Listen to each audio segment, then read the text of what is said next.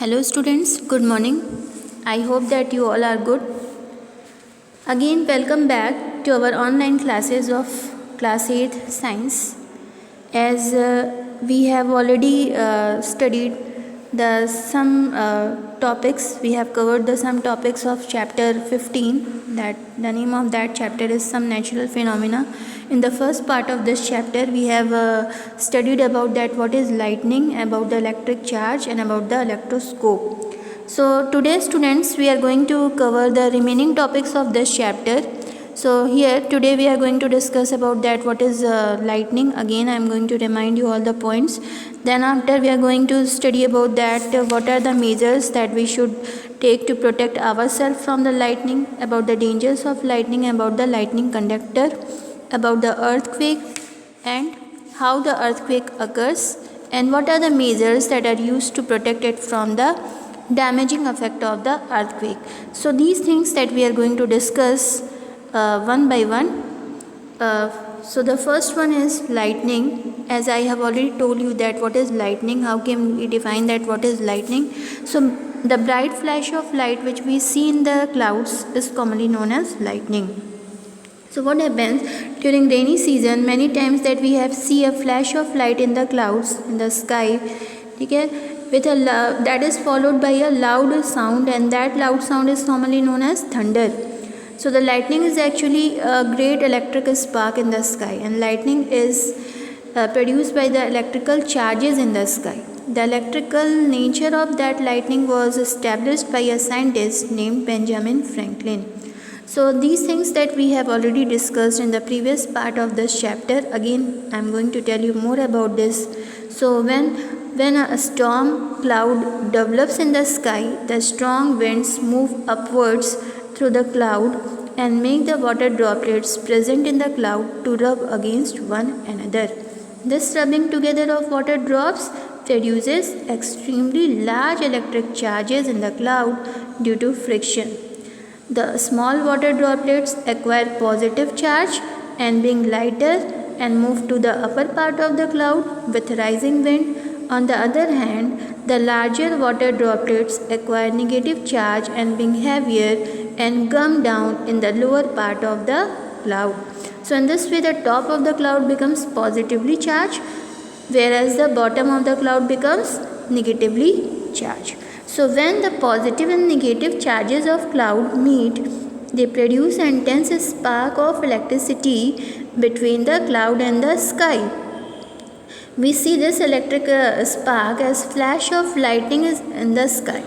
So the electric spark of lightning heats the nearby air in the sky to a very high temperature, and due to this heat, the air in the sky expands rapidly and produces a loud sound which we call thunder. So by this way the thunder is produced. So lightning usually occurs within the cloud in the sky, that is commonly known as sheet lightning, and sometimes the lightning occurs between the cloud and the earth or the tall buildings of the earth, then it is known as fog lightning.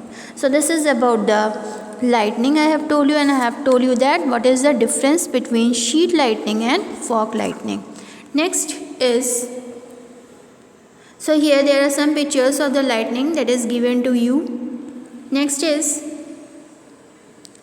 about the lightning conductor, or we can say lightning rod. So here we are going to discuss about that what is lightning conductor and how it works, and what is the structure of the lightning conductor. So lightning conductor, we can define it like this. Lightning conductor is a device that is used to protect a building from the effects of a lightning. So the tall buildings and other tall structures are protected from the lightning strike by using a device, and that device is known as lightning conductor. So we can define it like this. So the lightning conductor is, I am going to tell you about that what is the structure of the lightning conductor. It is made up of a thick strip of metal, that is usually of copper. The top end of the lightning conductor is pointed like sharp spikes, and it is fixed above the highest point of the building. So from the top of the building, the thick metal strip runs along the outer wall of the building to the ground. So the lower end of the metal strip is joined to a metal plate and buried deep in the ground near the base of the building. So if the lightning strikes, it will hit up the top of the lightning conductor rather than the building, and that electrical energy of the lightning passes through the metal strip and gets discharged safely into the ground through the buried metal plate. Since there is no electrical energy is produced by the lightning passes through the building, no damage is caused to it. So we can see that a lightning conductor made up of metal works by conducting the electrical energy of the lightning into the earth. Or the function of the lightning conductor is to conduct any lightning strike safely to the earth without causing any damage to the building. So this is about the lightning conductor, how it works, and about the structure of the lightning conductor. Next is about the dangers of lightning. So what are the dangers? You have seen the flash of light that carries lots of electrical energy. So when these lightning strikes a building, tremendous electrical energy can set the building on fire and causes serious damage to its structure. So when the lightning strikes the earth, it causes lots of destruction by damaging the properties, buildings, trees, killing people. Since the lightning strikes can destroy the life and property, and it is very necessary to take measures to protect ourselves and our building from the dangers of lightning. So the damage that is caused to the buildings and other tall structures by the lightnings can be prevented by installing the lightning conductor on them.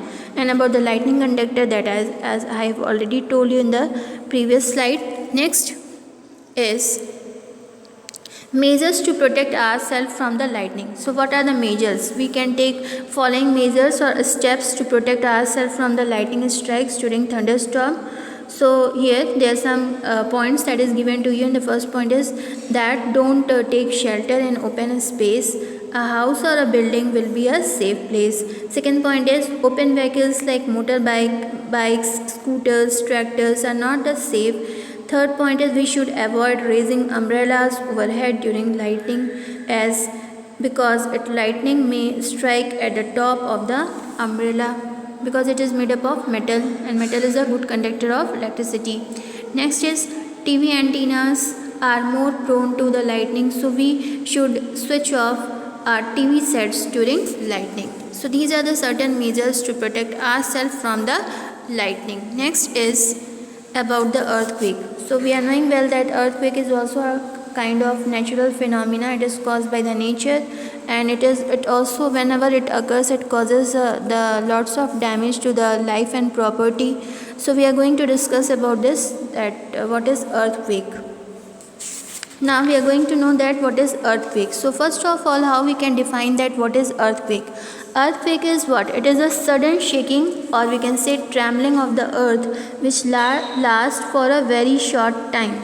So whenever the earthquake is caused by the violent movements of the rock deep inside the earth crust. It is mainly caused by the violent movement of the rocks deep inside the earth crust. Earthquake occurs all the time all over the earth. Most of these earthquakes are so mild so that they are not even noticed or felt by us. So the major earthquakes are much less frequent, but they are very dangerous. Earthquake can cause immense damage to the houses, other buildings, bridges, dams, people, etc. A lot of people get killed when they get buried under the debris of collapsed houses and other buildings during an earthquake. So the earthquake also causes floods, landslides, and tsunamis. So earthquake is what? It is a kind of destructive natural phenomena which can not be predicted in advance. Nobody can tell when, where an earthquake will occur. This unpredictable nature of earthquake makes them more dangerous. So this is about the earthquake. I have told you. Next is about the seismic zone. Now we are going to know about that what is seismic zone. Seismic zone, or we can say fault zone. Since the earthquake is caused by the movement of the earth plates, the boundary of the plates are weak zones. The boundary of that plates are the weak zones where the earthquakes are most likely to occur. So the weak zones of the earthquakes, which are more prone to the earthquake, are commonly known as seismic zones or the fault zones. In India, the areas most threatened by the earthquakes are Kashmir, Western and Central Himalayas, the whole of northeast run of Kutch, Rajasthan, Indo-Gangetic Plain. So this is about the seismic zone or the fault zone. Next is, these are the images of the earthquakes. So just look at here on this slide, there are certain images of the earthquake is given to you. It causes lots of damage to the life and property whenever it occurs. Next is about the seismograph. Now we are going to know firstly about that what is seismograph. Now we are going to know that how it works and what is the structure of the seismograph. So seismograph is what? It is a instrument which measures and records the magnitude of the earthquake in terms of shock waves. So whenever the earthquake tremors produce the shock waves, or these shock waves are commonly known as seismic waves, the shock waves that travel in all the direction through the earth and also reach the surface of the earth. So the seismograph detects the shock waves produced by the earthquake and also records the shock waves on paper in the form of graph. So it records that shock waves on a paper in the form of graph. Seismograph is also known as seismometer. Now we are going to know about the structure of the seismograph. Seismograph consists of a heavy weight. Just look at the diagram that is given to you here in this slide. It is consists of a heavy weight like heavy metal ball suspended from a support with the help of strong wire. The support is attached to the base of the seismograph, and the base of the seismograph is fixed rigidly to a solid rock on the surface of the earth. A pen is attached to the lower end of the hanging heavy weight. This pen traces the lines on a graph paper and wood around a rotating drum which lies beneath it. So here seismograph consists of all these things. So please just note this point, that the purpose of using freely suspended heavy weight is that, what is the purpose of using freely suspended heavy weight? Being heavy, it has lot of inertia, hence it remains stationary during an earthquake when the rest of the seismograph including its supports fixed to the earth shakes or vibrates during an earthquake. Now we are going to know about that working of the seismograph. So whenever the earthquake occurs, the earth starts shaking. Due to this, the base of the earthquake that is fixed to the earth also starts shaking.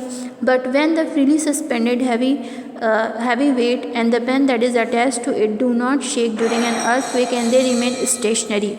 Since the graph paper on the rotating drum shakes with the shaking earth, the pen that is attached to the suspended weight records the vibration produced by the earthquake on graph paper which moves under it. Actually, the pen traces the relative movement between the shaking earth and the stationary suspended heavy weight. This trace on graph paper records the earthquake. So earthquake is recorded by using seismograph by this way. The trace that is produced by the seismograph during an earthquake that is given to you here on this diagram. The seismograph record is also known as seismogram. Seismograph record is commonly known as seismogram also. So this is about the seismograph that I have told you. Now next is, so there are some questions that is related to the topics that I have already taught you in the previous slide also. And today whatever the things that I have discussed, so there are some questions related to that. Their answers is also given to you here on this slide. So we are going to discuss about that one by one. Now here, this is the fill in the blanks type question. Question number 1 is, like charges repel and unlike charges attract each other. We have already discussed in the previous part of this chapter. Next is, the sudden shaking of land is known as earthquake. Third question is, the bright flash of light that we see in the sky is commonly known as lightning. Now match the column. First part is earthquake, so we can match it with seismograph because we are knowing well the earthquake is measured by the instrument that is known as seismograph. Second one is lightning, so we can match it with lightning rod. Third one is electroscope, so we can match it with golden leaves. So what conclusions that we will get after learning this chapter? So from this presentation we have learned about various natural phenomena, their effects and how they are caused. Next is, although some phenomena are beautiful but they are dangerous. So this is about the topics. I have covered all the topics that is given in this chapter. Still one topic is remaining about the Richter scale that I am going to tell you about this. The magnitude, or we can say the intensity of the earthquake, is expressed on Richter scale. So we can express the magnitude or the intensity of the earthquake on Richter scale. So Richter scale is what? It is a series of numbers from 1 to 12 that is used to express the magnitude or the size of the earthquake. So the earthquake of magnitude 1.5 on Richter scale is the smallest earthquake that can be felt by us, and the earthquake of magnitude 4.5 on Richter scale causes some damages but not much damage, and the earthquake of having magnitude higher than 7 on Richter scale are really destructive earthquake. So this is about the Richter scale I have told you. Now we are going to discuss about protection against earthquake. So as we are knowing that earthquakes are highly destructive and they cannot be predicted, so it is very necessary that we should take precautions to protect ourselves all the times.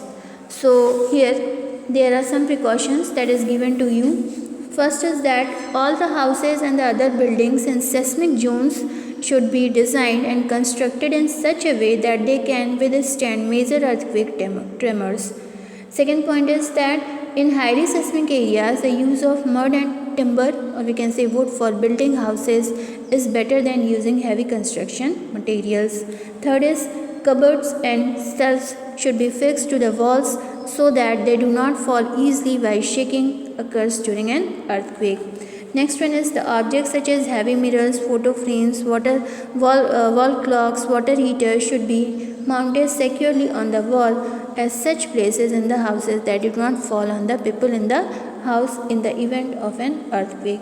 And fifth one is the building, especially the tall building, should have firefighting equipment in working working order, because some buildings may catch a fire during an earthquake. So these are the certain precautions that we should take during earthquake in order to protect it from the earthquake. If we are at home, then what we can do? We should take shelter under a table or a kitchen counter, stay there till shaking due to the earthquake stops. Second, we should stay away from the tall and heavy objects so that if they topple, they may not fall on us. Next is, if we are in bed, we should just move on bed to be close to the wall, but do not get up from the bed, and we should protect our head from a pillow. Next is, if we are outdoors, then when the earthquake occurs, we should stay at clear spot away from the buildings, trees, and overhead power lines. We should also sit on ground.